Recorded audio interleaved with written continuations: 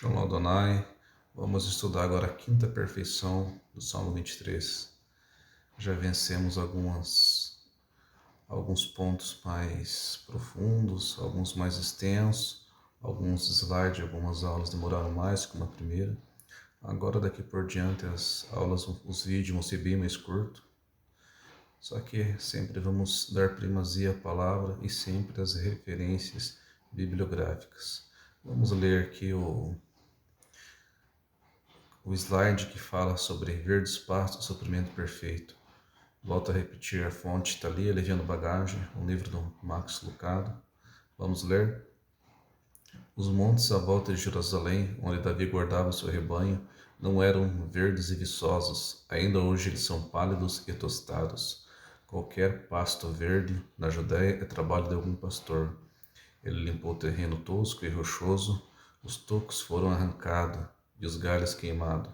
A irrigação, cultivo. Assim é o trabalho de um pastor. Portanto, quando Davi disse, deitar-me faz em verdes pastos, ele está dizendo, meu pastor me faz deitar em seu trabalho terminado. Com suas próprias mãos furadas, Jesus criou um pasto para a alma.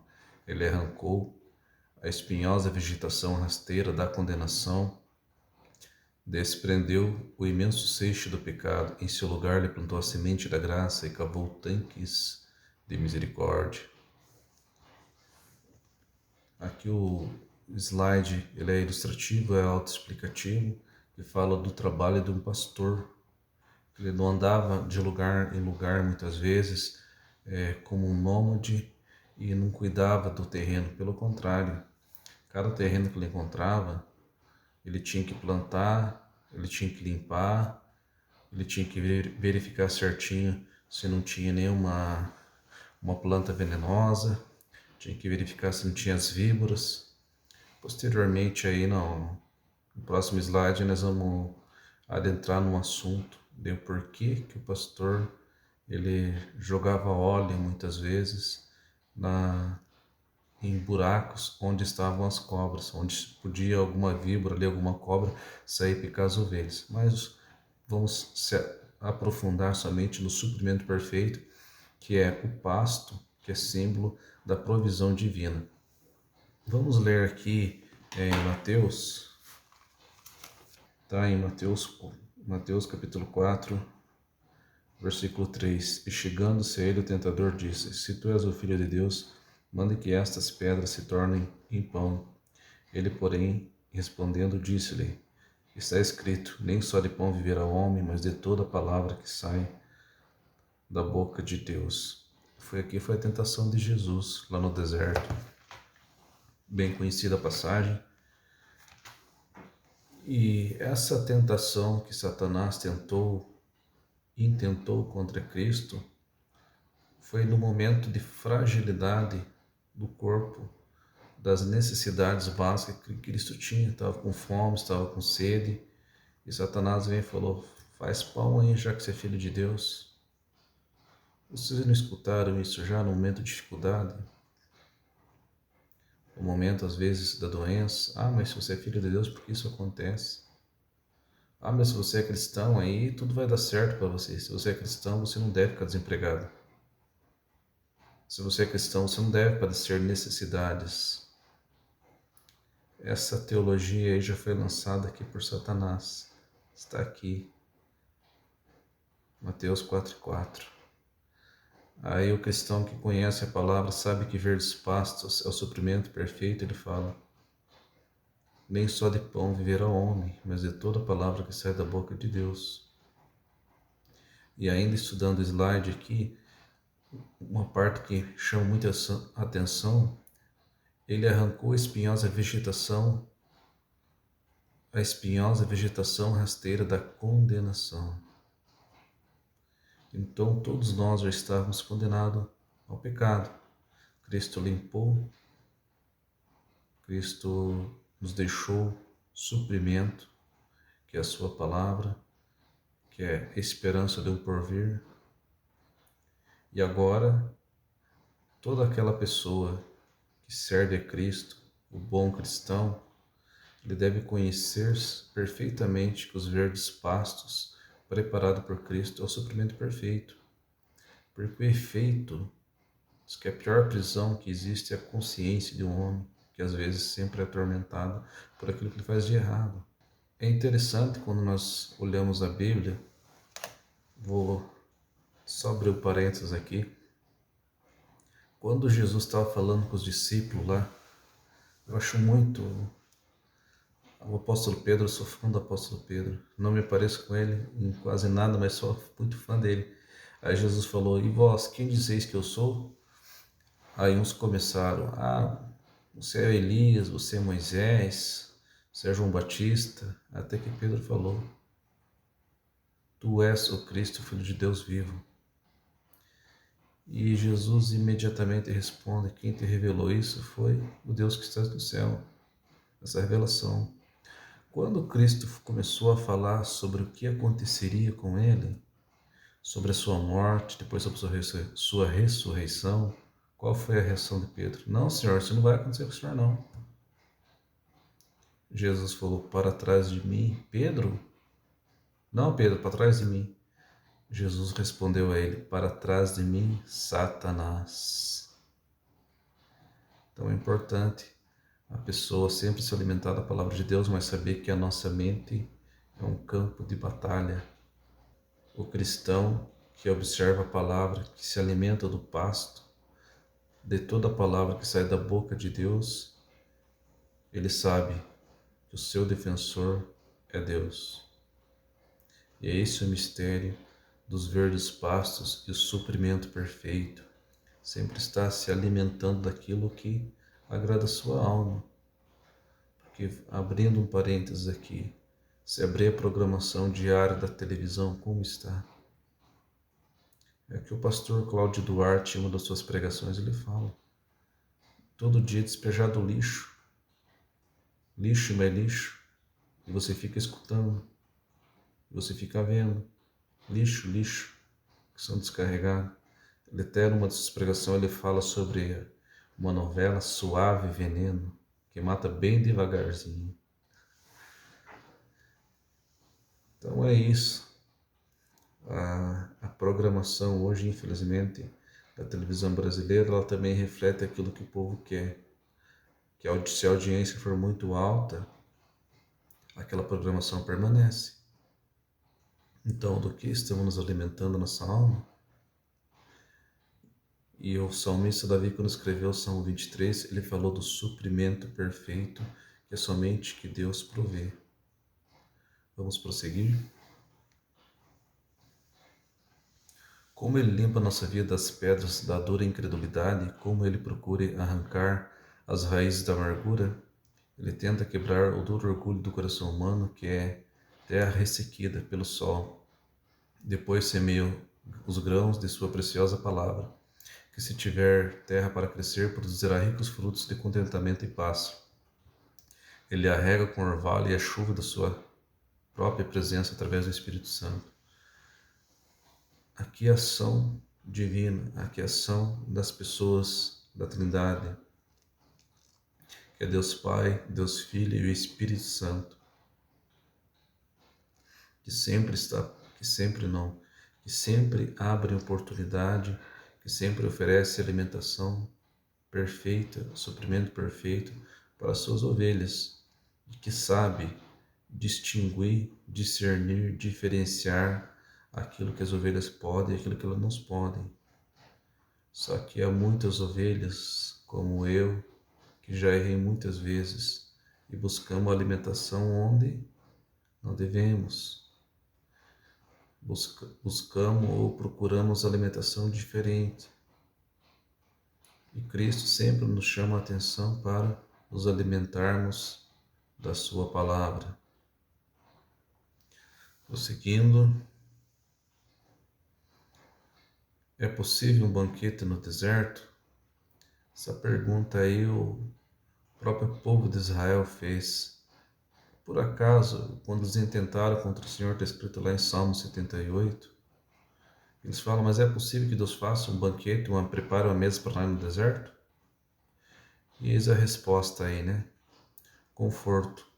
Devido à amplitude térmica, cerca de 40 graus, Deus cuidava de seu povo, dando proteção contra o calor extenuante e o frio insuportável. Olha o Salmo 78. De dia os guiou por uma nuvem e toda noite por uma luz de fogo. Provisão. Fez sair fontes de rocha, fez correr águas como rios. E chover sobre eles maná para comerem e lhes derem o trigo dos céus. Chama a atenção aqui sobre um modo que Deus, a instrução que Deus deu para o povo de Israel a respeito do maná. Observe. Primeiro, Deus deu duas ordens que eu me recordo agora. Você, estudioso da palavra, pode achar mais, mas que eu me recordo aqui, vou mencionar duas pelo menos. Primeiro, qual era? Cada um pega uma porção diária e não guarde essa porção para outro dia. Aí o povo de Israel recebeu essa instrução que Deus deu a Moisés, e Moisés repassou ao povo, e o povo foi lá. Cada um foi para os campos, recolheu o maná, choveu alimento dos céus. E olha o milagre, comer maná, alimento, uma mesa no deserto. E estava lá o povo lá recolhendo, cada um com suas vasilhas, com suas quantidades, e para matar a sua fome. E sempre tem aquele cidadão, sempre tem aquele cristão que ele quer fazer tudo ao contrário. Se Deus deu uma ordem para ele guardar somente naquele dia, por que ele tem que guardar para o outro? Vai que acaba, vai que Deus se engana, vai que Deus não quer mandar amanhã, eu vou me reservar. Então, para mim aqui é o suficiente e vou guardar para amanhã também, que de amanhã não preciso sair também. Não sei qual é o raciocínio. É a obstinação, a teimosia. E daí o que acontece? Aquele maná que foi deixado no outro dia, ele cheira mal e junta bicho. E Deus adverte o povo de duro serviço. E daí, do sexto para o sétimo dia, Deus falou, no sexto dia, vocês não precisam, vocês recolhem o dobro. Do sexto para o sétimo dia, que o sábado daí vocês vão consagrar a mim. Sábado não precisa vocês sair buscar o pão de vocês e recolher. E o que o povo fez? Adivinhe só. Recolheram para sexta e sábado aqui, onde é que eles foram? Foram procurar alimento. Aí Deus se indignou contra Moisés e falou, até quando eu vou ter que tolerar esse povo? Porque a provisão, a maneira, o modo de agir era de Deus, as ordens eram de Deus, e o povo teimava, Então, o importante é ficarmos atentos ao manual que todo crente deve seguir. O manual é a Bíblia Sagrada, e sempre estar se alimentando do suprimento perfeito. Antes de adentrar, ali está no slide inteiro, eu coloquei uma passagem sobre Mateus. É importante nós refletir sobre a consequência de nossos atos e consequência das nossas decisões, das nossas escolhas. Estava no script isso já, que eu me lembro quando estava estudando essa passagem aí sobre suprimento perfeito, sobre escolhas. Foi uma passagem que eu li no livro do Orlando Boyer. Tá separadinho aqui, ó. Que fala sobre David Livingstone. Olha o livro aqui, ó. Heróis da Fé. Deixa eu colocar aqui na tela.